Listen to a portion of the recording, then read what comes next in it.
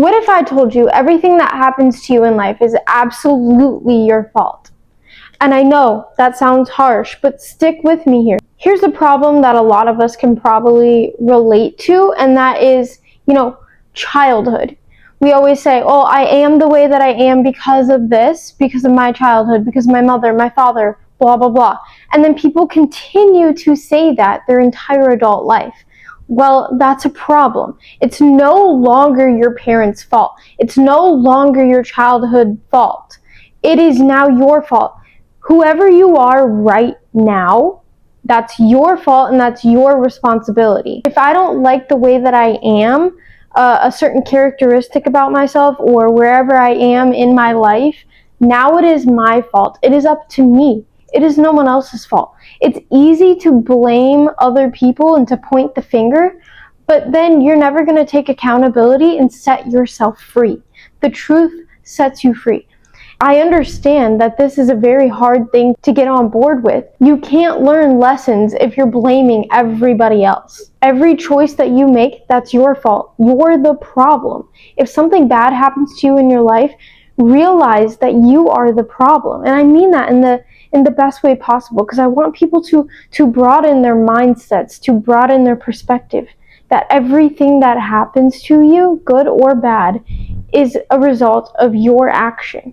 When we play the victim, we're not winning. That's not a characteristic that's of strength. We need to start taking accountability, facing the truth, and not getting defensive about these things. When you start taking responsibility, you start having a more effective mindset, brain.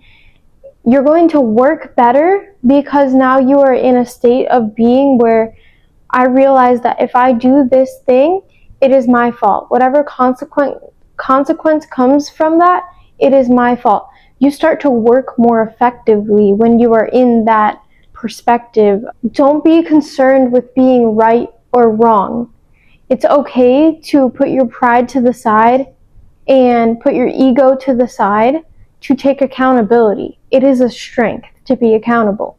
If you believe that things just happen to you or you just have bad luck, then you are not building a competitive mindset. Let me tell you a really good example. I had an ex-boyfriend who would always say, I just have bad luck, and he would throw a tantrum.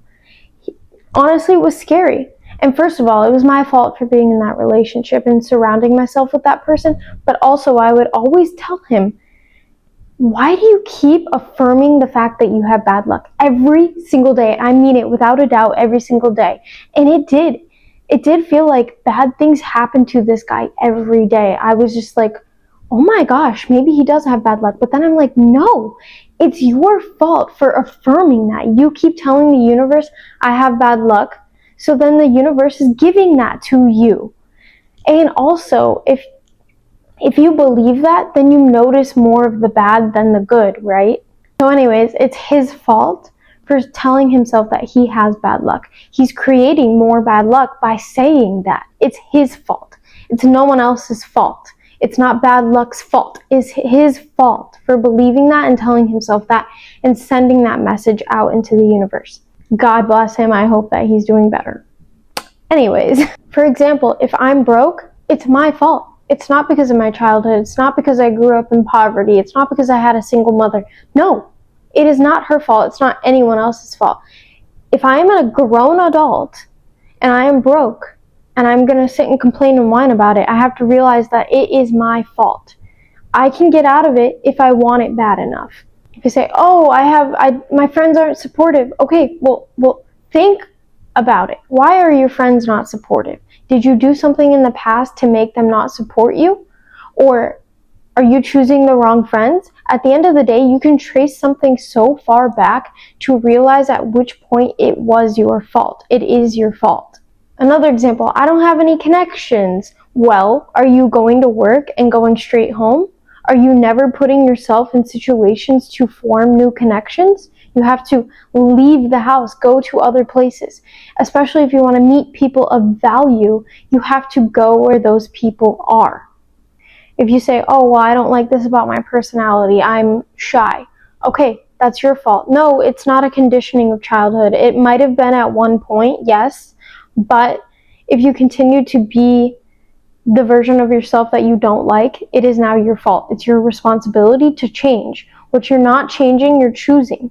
If you say, I don't feel beautiful, I'm not confident, I have empathy for you, of course, but it is your fault. If you don't feel good, what do you need to do to go feel good? What do you need to do to start feeling better?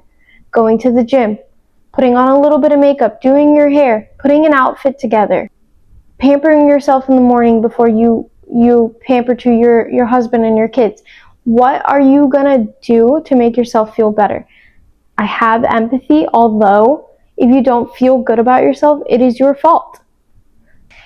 And guys, I say all of this with empathy, although it's important for us to realize we have the responsibility for everything in our life. Because when we have that truth and that responsibility, we have a more effective mind. When we're in that perspective, we realize that everything has a consequence. Everything is up to us and everything is in our control to fix or change. It's no one else's fault. No one is coming to save you. No one. You can play the victim all you want, but no one will ever save you except for yourself.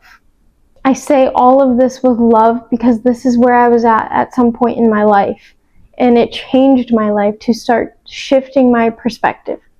I love you and you can do this. Thank you for watching. Bye bye.